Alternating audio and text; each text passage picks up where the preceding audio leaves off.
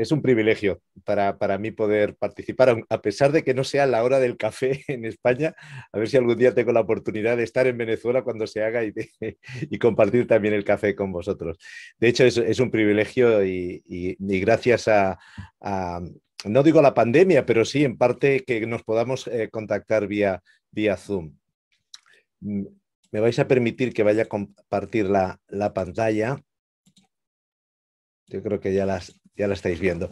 Bien, feliz día de celebración del Día del Trabajador y es que si tienes trabajo es para celebrarlo, ¿no? Tal como van las cosas. Suele pasar que, como decía Estalia, que cuando tenemos mucho trabajo solemos ver el trabajo como un aspecto negativo, ¿no? Como una especie de castigo.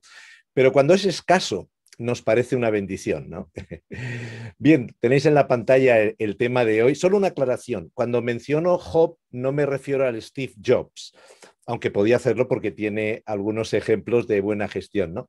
Sino que nos referimos a un empresario que vivió hace muchos años y que su historia la recoge la Biblia, ¿no?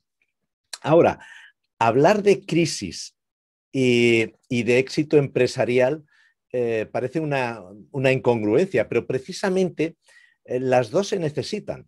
La crisis necesita de éxito empresarial para minimizar el impacto en las personas, pero el éxito necesita de una crisis para probarse y para consolidarse, ¿no? Y el éxito en tiempos de crisis tiene aún más valor, ¿no? Ahora, ¿qué es el éxito? Yo me pregunto que si cada uno, si hago la pregunta a cada uno de los que estamos conectados en este momento, posiblemente no tendremos una definición común de lo que es el éxito, ¿no? Sino que cada uno podemos tener alguna diferente, ¿no? Eh, Parece ser que tener éxito es aparecer en televisión, ser un influencer que gana mucho dinero, triunfar en el deporte, etcétera. Pero, ¿qué dicen algunos de lo que significa el éxito? Bien, según Churchill, es no darse por vencido. Es decir, el éxito es la capacidad de ir de fracaso en fracaso sin perder el entusiasmo. Para Sasson dice que es el trabajo, es decir, la única parte donde el éxito aparece antes que el trabajo es en el diccionario, es decir, tiene que ver con el trabajo duro. En este caso, para Franklin, tiene que ver con perseverar, ¿no? Sin continuo crecimiento y perseverancia, palabras como mejora, logro y éxito no tienen significado. También lo decía Edison, ¿no? Muy interesante el tema. Muchos de los fracasos de la vida vienen de las personas que no se dieron cuenta de lo cerca que estaban del éxito cuando se dieron por vencido, ¿no?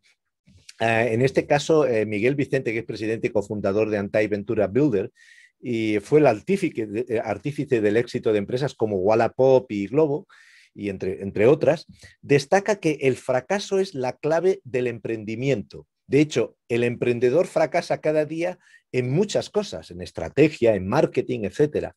Lo que marca la diferencia es la habilidad de darse cuenta de ello y de corregir los errores a tiempo.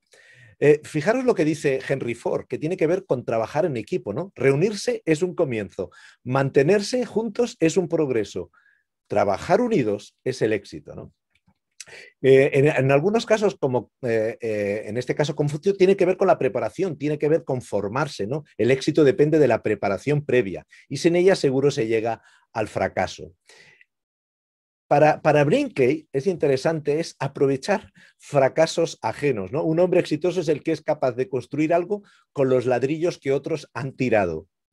Es curioso esta frase. ¿Cuántas empresas han aprovechado fracasos de otras empresas como proceso de aprendizaje y utilizar la iniciativa para seguir el proyecto, ¿no? Según Bobak, digamos que el éxito tiene que ver con esforzarse, es decir, no está en el lugar de la zona de confort, ¿no? Y si recordamos el personaje que estuvimos hablando el año pasado, Salomón, que fue posiblemente el hombre más sabio y más rico, dice, es muy interesante lo que nos dice, dice, si el hacha pierde su filo y no se vuelve a afilar, hay que golpear con más fuerza. Y fijaros lo que dice ahora, el éxito radica en la acción sabia y bien ejecutada. Es decir, tiene que ver con la sabiduría y con la competencia, ¿no? Pero también dice que sin dirección la nación fracasa, el éxito depende de los muchos consejeros, ¿no? Es decir, que también tiene que ver con el consejo, ¿no? Tengo la impresión de que el éxito no es solo resultado positivo de un proceso, sino que es la suma de características que tiene un individuo y que le ayudarán a conseguir sus propósitos en la vida. Y creo que este fue el caso de tantas personas que han sido exitosos como nuestro protagonista Job, ¿no? Bien, si somos empresarios o ejecutivos, es lógico que estemos preocupados por las repercusiones que esta crisis pueda tener en nuestros negocios. Hemos perdido familiares, hemos perdido amigos y hemos perdido también empresas, ¿no? La pregunta sería, ¿existe alguna clave para salir victoriosos de la crisis? El año pasado pudimos oír la historia de hace más de 3.000 años del hombre más rico del mundo, Salomón, como un hombre exitoso en su gestión, ¿no? Y aún sus consejos nos ayudan a prosperar en tiempos de crisis, ¿no? Pero una persona que no sabemos si fue contemporáneo a Salomón o quizás a Abraham, que vivió varios siglos antes y fue un empresario famoso en su tierra y muy próspero, pero que sufrió una serie de catástrofes en su vida, pero aún así salió victorioso de estas crisis. Y no solo salió victorioso, sino que además sus riquezas se multiplicaron. Bien, lo encontramos en el libro de Job, que según algunos eruditos es una obra literaria sobresaliente. Alguien dijo que es el poema más grande de los tiempos antiguos y modernos. Vamos a ver un poquito quién era Job. Al principio, durante la crisis y en su recuperación. Bien, era un hombre muy rico, es decir, fijaros sus activos, ¿no? En aquel momento estaríamos hablando de 7.000 ovejas, 3.000 camellos, 500 yuntas de bueyes, 500 asnas, tenía mucho personal en sus empresas, tenía varias empresas y tenía mucha servidumbre o muchos empleados y era un personaje de renombre en el Oriente. Estamos hablando de una zona que estaría ahora situado entre Kuwait y Irak. Y si valoráramos el valor de esa empresa, estaríamos hablando de varios millones de dólares, ¿no? Y lo podemos ver en el inicio del libro, ¿no? Como que además era un hombre muy afortunado en cuanto a su familia, ¿no? Ahora bien, no se quedó ahí. Cuando la empresa de Job funcionaba perfectamente, Job sufrió varias crisis que le dejaron en la más completa ruina. Fijaros, aquí tenéis un pequeño listado de lo que él sufrió. Sufrió un ataque y saqueo por parte de unos delincuentes y asesinos de la región de Saba que se llevaron todos los bueyes y asnos y asesinaron a todos los empleados que estaban al cuidado de ese negocio. Posteriormente, una catástrofe climática arrasó a todo su rebaño de ovejas. Otro asalto por parte de maleantes de otra región, en este caso de Caldea, se apoderaron de todos los camellos y asesinaron a todos los empleados. Seguidamente, otra catástrofe climática causó el derribo de la vivienda donde todos los hijos celebraban una fiesta y fallecieron todos. Si esto era poco, contrajo una enfermedad que le afectaba a todo su cuerpo con terrible dolor, ¿no? Y si ya pensamos que no había más, tenía 3 amigos que en vez de consolarle, le provocaban mayor aflicción. Supongo que muchos de vosotros habéis experimentado que en momentos de crisis algún amigo, en vez de escuchar y consolaros, os ha dado una lección magistral de management, que os ha ayudado a hundiros más, ¿no? Pues este fue el caso de Job. Y no con un amigo, sino con 3, ¿no? Y nos quejamos del coronavirus, ¿no? ¿Cuántas crisis han venido por catástrofes climáticas como terremotos, incendios, huracanes? Pero también hay catástrofes de tipo pandémico como la que estamos sufriendo. Y no digamos, y creo que de eso los venezolanos sabéis, un poco de crisis empresariales frutos de la corrupción, el vandalismo y el crimen organizado, ¿no? Cuando estaba preparando este tema, recordaba, yo he estado viajando mucho por Venezuela y recuerdo hace ya unos cuantos años, ¿no? Cuando empezó la violencia a reinar en el país, ¿no? Como yo visitaba, en ese momento visitaba sobre todo la industria cárnica de Venezuela y cómo veía lo que estaba ocurriendo, ¿no? Recuerdo que estuve trabajando un par de días en una de las compañías cárnicas, ¿no? Y en esos días que estaba yo allá, asesinaron al hermano del propietario, ¿no? Y eso lo he vivido en Venezuela, lo he vivido también en Salvador, ¿no? Y en algunos otros lugares, ¿no? Pero es que además me sorprendió mucho y no gratamente el hecho de que en este caso y en ese momento el presidente de Venezuela en aquel momento firmó un acuerdo de compra de productos cárnicos a Brasil, pero por un volumen inmenso, eran varias miles de toneladas de producto cárnico a un precio por debajo de los costes nacionales, lo que hizo que algunas compañías en el sector cárnico tuvieran que cerrar, con toda la repercusión laboral que eso lleva, ¿no? Y a eso se le podría llamar también vandalismo gubernamental, ¿no? Y me temo que de eso sabéis algo, ¿no? Por cierto, en el caso de Job, dice que a pesar de todo esto, Job no pecó ni le echó la culpa a Dios, ¿no? Pecar no sé, pero echarle la culpa a Dios por todo lo malo que pasa en esta vida es una costumbre en mucha gente, ¿no? Pero bueno, ¿qué pasó? Después de una larga temporada, ¿no?, inmerso en la ruina, logró remontar su negocio. Bueno, es que llegó a doblar su riqueza, su empresa, su capital, incluso también los hijos, ¿no? De las 7.000 ovejas pasaron a 14.000, de 3.000 camellos a 6.000, de 500 bueyes a 1.000 y así, ¿no? No solamente eso, sino que además tuvo 17 hijos, disfrutó de una larga vida y murió en plena ancianidad, ¿no? No conocemos muchos detalles de cómo recobró digamos, esas riquezas, pero sí que conocemos posiblemente la clave, ¿no?, de cómo resistió, ¿no? Entonces la pregunta es, ¿cómo Job pudo resistir esa crisis y lograr remontar su negocio, ¿no? Bueno, todos conocemos la historia de Job y lo que tuvo que pasar. Hablamos de la paciencia de Job y seguro que hay muchas claves que podemos sacar de la experiencia de Job. Pero hoy me gustaría destacar 4 características de su persona que fueron la base que le sostuvo durante ese tiempo de crisis. Bien, si buscamos por Google y colocamos en el buscador 4 claves de éxito empresarial, nos puede salir, por ejemplo, tener la misión y visión claras, establecer roles y responsabilidades, fomentar la comunicación, coaching, feedback, cumple el rol de director de orquesta, o bien pasión, foco, tenacidad, liderazgo. Pero en cambio me temo que las 4 características de Job son ligeramente distintas, aunque no cabe duda que Job era muy competente y efectivo desde el punto de vista empresarial, ¿no? A veces pensamos que el éxito se consigue con cosas complejas, pero en la mayoría de veces nos damos cuenta que la simplicidad es la clave del éxito. Y como dice Wallnow, la complejidad es impresionante, pero la simplicidad es genial. Bien, estas características que encontramos al principio del libro no solo son una clave para resistir en tiempos de crisis, sino también claves para triunfar en el manejo de los negocios. De hecho, al final del libro vemos cómo Job superó con creces su situación inicial. Encontramos esas características al principio del libro y nos dice, en la región de Uz había un hombre recto e intachable, que temía a Dios y vivía apartado del mal. Este hombre se llamaba Job. Bien, las claves para luchar en la adversidad y salir victorioso son ser recto o justo o íntegro, ser intachable o honesto, transparente, temer a Dios y apartarse del mal o estar apartado del mal.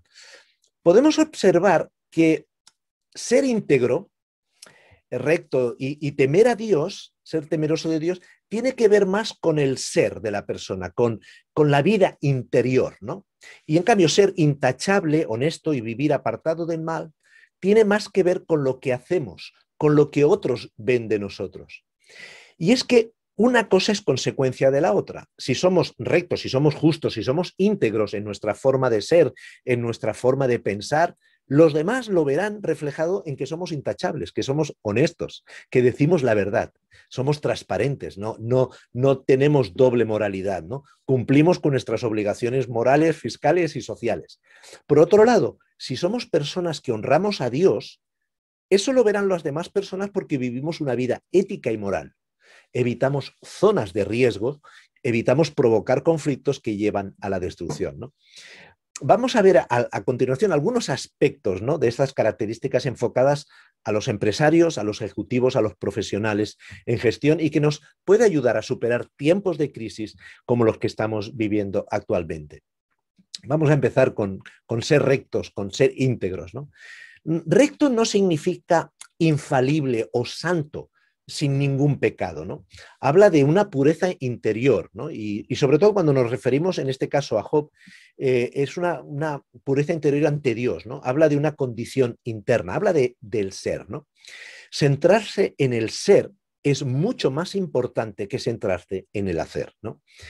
Alguien dijo que ser íntegro es hacer aquello que consideras correcto sin necesidad de tener espectadores, ¿no?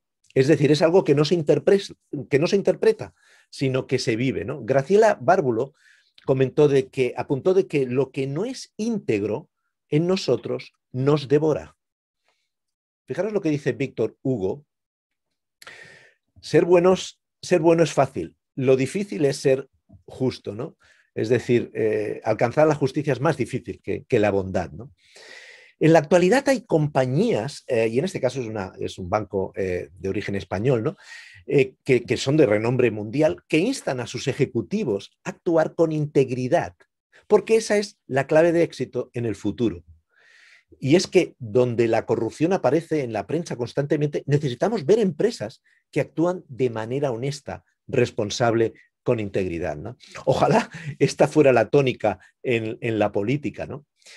Salomón también dejó una serie de consejos muy prácticos sobre este tema y nos habla que la integridad nos guía, nos protege, ¿no? Dice en un texto, en uno de sus consejos, a los justos les guía su integridad, a los falsos los destruye su hipocresía. El Señor protege la vida a los íntegros y su herencia perdura por siempre, ¿no? Y lo malo es que los íntegros en este caso son una raza en peligro de extinción, ¿no? Como dice Salomón, los asesinos aborrecen a los íntegros y tratan de matar a los justos, ¿no? Pero también tiene que ver con consecuencias positivas, ¿no?, en nuestros negocios. En la casa del justo hay gran abundancia, en las ganancias del malvado grandes problemas. Observa a los que son íntegros y rectos, hay por venir para quien buscan la paz, ¿no? Y la integridad es determinación. Y esta es una clave de éxito en nuestros negocios. Y integridad es hacer lo que se tiene que hacer, cuando se tiene que hacer, como se tiene que hacer, sin importar las consecuencias. Me gustaría poner este ejemplo, que es un ejemplo sencillo, ¿no?, de cómo ser íntegro en un negocio, aunque estemos presionados a saltarnos algunos de nuestros principios misionales, ¿no?, en nuestra empresa, ¿no? Cara Goldin es la dueña y directora general de una compañía que produce bebidas sin azúcar y sin aditivos, ¿no? Pero la competencia utiliza algunos edulcorantes y conservantes para alargar la vida comercial, ¿no? Y sus asesores o los expertos le aconsejaban hacer lo mismo, pero ella se mantuvo fiel a los principios de la compañía, a su misión, ¿no? Y al final logró una solución de conservación saludable a partir de productos naturales y podía cumplir con la misión de la firma, ¿no? Dice ella, nunca olvides este propósito y siempre conservarás tu integridad personal, ¿no? ¿Cuáles son las características de un empresario o de un profesional íntegro? Bueno, si tú quieres ser un profesional íntegro, serás una persona confiable para los demás, porque los demás saben que no vas a tomar el atajo de utilizar mentiras para salir airoso de una situación incómoda. Siempre podrás dormir satisfecho con una conciencia tranquila. Atraerás a los demás hacia tu persona por tus cualidades personales. Si te mueves en el mundo del networking, esta atracción te servirá para atraer a más socios a tu negocio, aunque lógicamente es una consecuencia y no la razón para ser íntegro, ¿no? Avanzarás hacia tus objetivos y metas en la vida de una manera mucho más rápida y segura. Serás una persona con la tranquilidad mental que te da el no tener un pasado o un presente oscuro que temas que en cualquier momento pueda salir a la luz y romper tu credibilidad, ¿no? Y por último, tendrás una excelente reputación personal, laboral, profesional, familiar, lo que hará ampliar tu círculo de influencia y amistades. Y creo que en el caso de Job recoge todas esas características. La pregunta es, ¿somos íntegros, justos, rectos en nuestra forma de gestionar la empresa? ¿De nuestras responsabilidades ejecutivas en la forma de elaborar los planes de negocio? ¿Qué tal nuestra integridad en la gestión financiera? Vamos al segundo punto. Ser intachable. La segunda característica, y que tiene que ver mucho con la primera, es ser intachable, ser honestos. De hecho, es un resultado externo de la integridad interna, ¿no? Como dice Abraham Lincoln, se puede engañar a algunos todo el tiempo y a todos algún tiempo, pero no se puede engañar a todos todo el tiempo, ¿no? Jefferson también dijo que la honestidad es el primer capítulo del libro de la sabiduría, ¿no? Es interesante, ¿no? También esta frase, ¿no? George Washington dijo que ser honesto es el más envidiable de todos los títulos, ¿no? Interesante, ¿no? Hoy en día, a ver, tenemos empresas, tenemos herramientas, ¿no? Para procurar ser intachables en nuestra gestión, ya que tenemos el Compliance Officer, supongo que también en Venezuela está vigente, ¿no? O oficial de cumplimiento, que es responsable del cumplimiento normativo corporativo, como la ética, conducta, gestión de riesgos, programas antifraude, anticorrupción y antilavado de dinero, ¿no? Son algunas de las áreas de actuación, ¿no? Y hay compañías multinacionales que exigen a sus proveedores que demuestren que cumplen escrupulosamente sus compromisos éticos. Recuerdo hace unos años que me sorprendió mucho uno de mis clientes, Unilever, y algún otro, creo que Nestlé también, nos envió una especie de cuestionario que nos sorprendió, ¿no? En aquel momento, por ejemplo, con el trato que dábamos a las mujeres, a las empleadas, tanto en la oficina como en la fábrica, ¿no?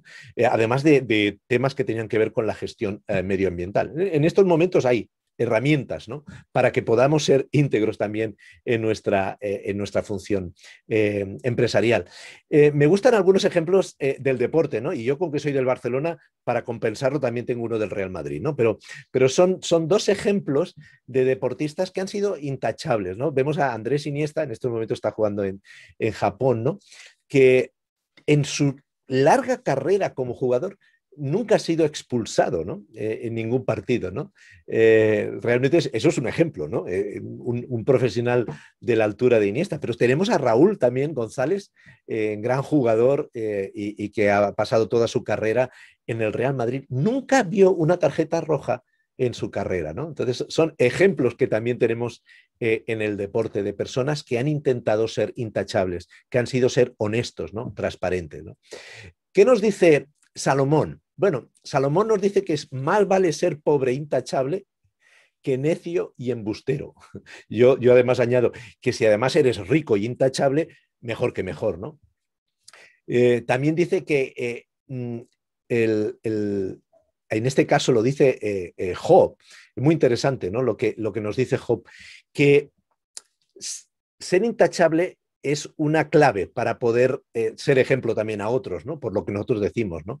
Dice que mis labios no pronunciarán maldad alguna, ni mi lengua proferirá mentiras, ¿no? Fijaros que está hablando de que nuestra forma intachable también es por nuestro hablar, ¿no? Y en ese sentido Job lo manifestó, ¿no?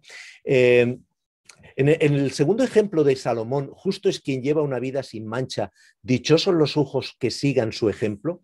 Aquí lo que nos está hablando es de cómo nuestra intachabilidad, nuestra honestidad puede de alguna manera influir en nuestros hijos, ¿no? Acordaros lo que dijo Einstein: dar ejemplo no es la principal manera de influir sobre los demás, es la única. Y nosotros como padres, en este sentido, hasta incluso como abuelos, tenemos un deber, ¿no? De poder dar ejemplo con nuestra forma de hablar, con nuestra forma de vivir, ¿no? Bueno, Job era un hombre íntegro, honesto, intachable, con una riqueza interior y exterior que superaba con creces su riqueza material, ¿no? En el manejo de los negocios, lo que más impacta en la gente no es tanto nuestra capacidad de gestión, nuestro éxito empresarial, sino nuestra actitud nuestro ejemplo, nuestra conducta, y no solo a los empleados, a los colegas de profesión, sino a los clientes, a los proveedores y demás personas que pueden influir positivamente en el desempeño de nuestras responsabilidades empresariales, ¿no? ¿Somos intachables con nuestras responsabilidades financieras, fiscales? Espero que no nos pase como a un jefe que falleció y dos empleados estaban hablando y se decían uno al otro: ¿supiste que falleció el jefe? Sí, pero quisiera saber quién fue el que falleció con él. ¿Por qué lo dices? ¿No leíste la esquela que puso la empresa? ¿Qué decía? Decía, y con él se fue un gran trabajador, ¿no? Esperemos que no, eso no le pase a nadie de nosotros, ¿no? Vamos por la tercera característica. Y aquí estamos hablando de temer a Dios. Una persona de negocios victoriosa es una persona que teme a Dios. La frase temeroso de Dios habla de una intencionalidad en la búsqueda de su relación con Dios. Es un hombre espiritual. Fijaros que no digo un hombre religioso, porque podemos ser religiosos simplemente de mente, pero no de corazón, sino una persona espiritual, alguien que busca esa relación, ¿no? Y es un hombre que conoce a Dios, que lo reverencia, que tiene respeto, que reconoce su autoridad y por tanto le teme, ¿no? Pero también el temer a Dios tiene que ver con la sabiduría. Y Job nos hace una declaración muy extensa de dónde hallar la sabiduría en su escrito. Y en resumen dice, ¿dónde se halla la sabiduría? No se compra con el oro más fino, ni su precio se calcula en plata. ¿De dónde pues viene la sabiduría? Y fijaros lo que dice, temer al Señor, eso es sabiduría. Y es que, según Job, la sabiduría no tiene que ver tanto con un lugar donde encontrarla, sino que tiene que ver con una persona. El conocimiento se busca en lugares, especialmente en centros educativos o formativos, pero la sabiduría se encuentra en una relación con Dios, ¿no? Aristóteles dijo que la sabiduría es un adorno en la prosperidad y un refugio en la adversidad. Y estoy convencido que Job lo experimentó en medio de la adversidad, ¿no? Napoleón dijo que los sabios son los que buscan la sabiduría, los necios piensan ya haberla encontrado, ¿no? Y tenemos algunos ejemplos, por ejemplo, el de el otro Jobs, el Steve Jobs, ¿no? Que nos habla de la sabiduría, ¿no? Dice, yo tengo suficientes personas que me conocen y saben corregirme y son muy buenos encontrando mis puntos ciegos, especialmente mi esposa. Anima a amigos y asesores a hacerlo. Dales permiso de corregirte. Es muy importante fomentar esta actitud. Tener un pequeño número de gente a la que puedas acudir por consejo es un bien muy valioso. Y fijaros también, Warren Buffett dice, yo recibí muchos buenos consejos de mi padre. No me decía cosas, simplemente aprendía de él. Nunca me ordenaba nada. Lo que sí me enseñó es que es más importante la calificación que se pone uno mismo a la que demuestras a la gente. Algunas personas se preocupan todo el tiempo por lo que dirán los demás de ellos en lugar de ver qué piensas tú de las cosas. Creo que la gente se esfuerza mucho en mantener una imagen y en verdad se encuentran vacíos al final, ¿no? Bien, la última frase que nos dirige al siguiente elemento dice, la sabiduría consiste en aprender todo lo posible, pero con la humildad de admitir que no lo sabemos todo, ¿no? Y este es el siguiente elemento de temer a Dios, la humildad, ¿no? Fijaros que Job practica la humildad reconociendo que Dios está por encima de todo y reconoce su condición. Dice, de oídos te había oído, mas ahora mis ojos te ven. Por tanto, me aborrezco y me arrepiento en polvo y en ceniza. Y dice en otro texto, Él da la lluvia sobre la superficie de la tierra y envía las aguas sobre los campos para poner en alto a los humildes y levantar a los que lloran a un lugar seguro. Job no tuvo un alto concepto de sí mismo, ni cuando era rico y mucho menos cuando estaba en el sótano de su desgracia, ¿no?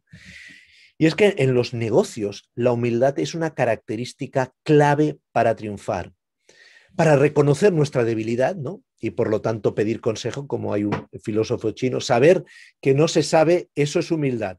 Pensar que uno sabe lo que no sabe, eso es enfermedad. Robert Brown también lo dijo como una autoestima, ¿no? Es decir, pocos son humildes porque para serlo se necesita una autoestima que pocos poseen, ¿no? Pero también es un signo de alta inteligencia emocional. Te hace comprensivo, te proporciona sabiduría, te ayuda a crear equipo. Y por si acaso, mejor ser humilde que la vida da muchas vueltas, ¿no? La verdad es que falta más humildad en la gestión empresarial y sobra soberbia, ¿no? En el caso de Job, él reconocía que por encima de todo estaba su fe en Dios.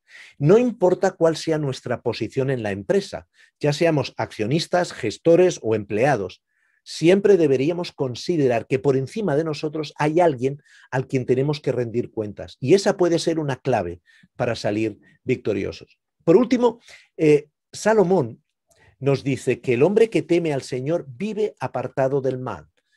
No seas sabio en tu propia opinión, más bien teme al Señor y apártate del mal. Por cierto, este consejo de Salomón tenía promesa. Dice que así tus graneros se llenarán a reventar y tus bodegas rebosarán de vino nuevo.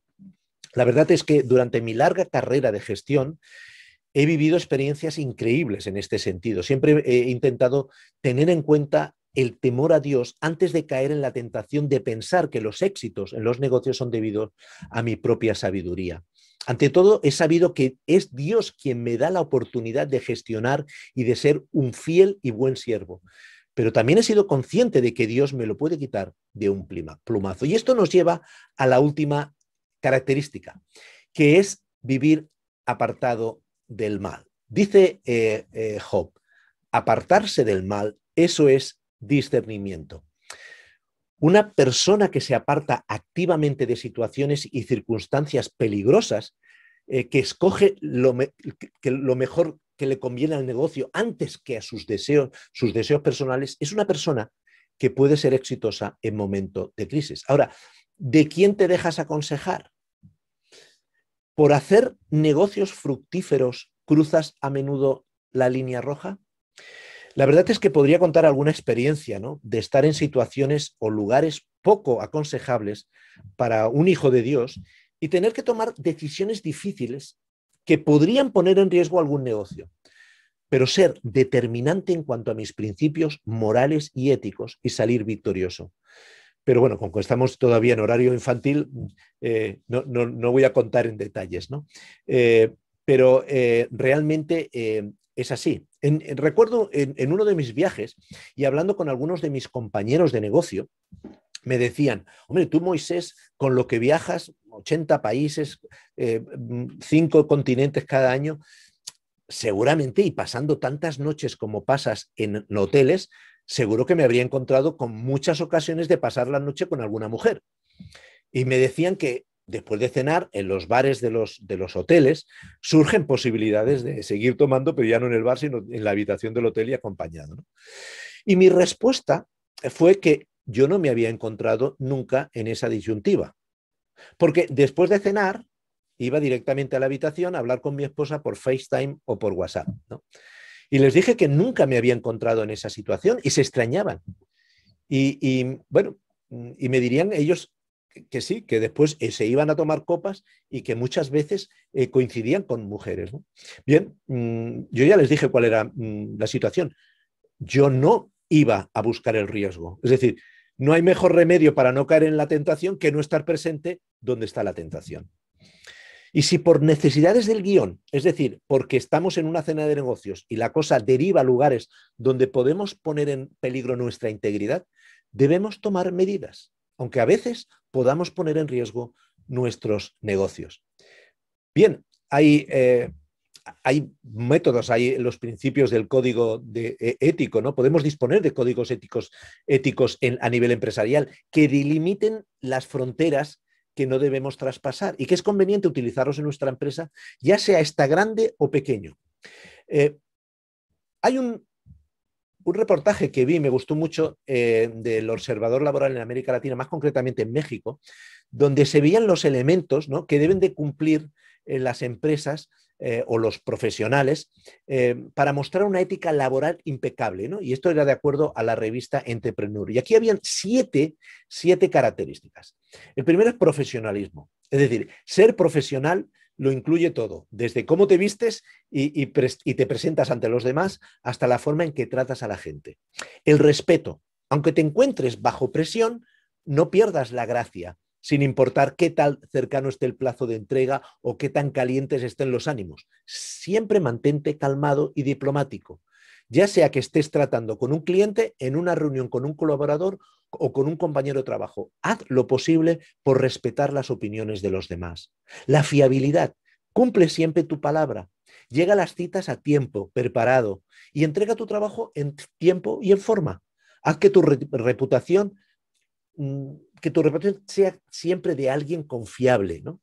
que te precede esa reputación. Demuestra a tus clientes, consumidores y colegas que puedes confiar en lo que harás porque te has comprometido. En un entorno de incertidumbre, tus clientes, colegas y socios apreciarán la estabilidad que representas. Dedicación. No te detengas hasta que termines tu trabajo y hasta que lo hagas correctamente. Haz que tu objetivo sea ser excelente en todo lo que haces, sin importar que para ello tengas que trabajar horas extras y prestar atención al detalle más ínfimo. Conságrate a la excelencia, no te conformes con ser bueno. Tu pasión se reflejará en tus resultados. La determinación, no dejes que los obstáculos que te detengan, abraza los retos con entusiasmo, como un montañista que asciende cada vez más hasta alcanzar su meta. Tu trabajo como emprendedor es resolver los problemas de tus clientes, por lo que debes buscar hacerlo de la manera más innovadora. Sigue adelante con propósito y resiliencia, sin importar qué tan lejos debas ir. Rendición de cuentas. Hazte responsable de tus acciones y de tus resultados. Evita poner excusas cuando las cosas no salgan conforme a lo planeado. Admite tus errores y úsalos como experiencias de aprendizaje para no caer en lo mismo otra vez.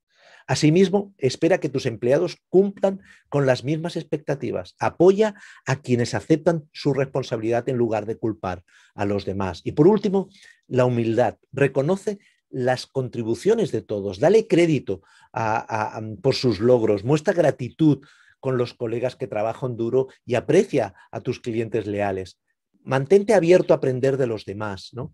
Incluso aunque seas ejemplo a seguir para muchos y aunque te tomes tu trabajo muy en serio, conserva un buen sentido del humor, aprende a reírte de ti mismo, ¿no? Bien, en resumen, una persona que sale de la crisis victoriosa no es tanto por su manera de gestionar durante la crisis, sino es porque es una persona que tiene las características internas apropiadas para enfrentarse a cualquier circunstancia en la vida con garantías de éxito, ¿no?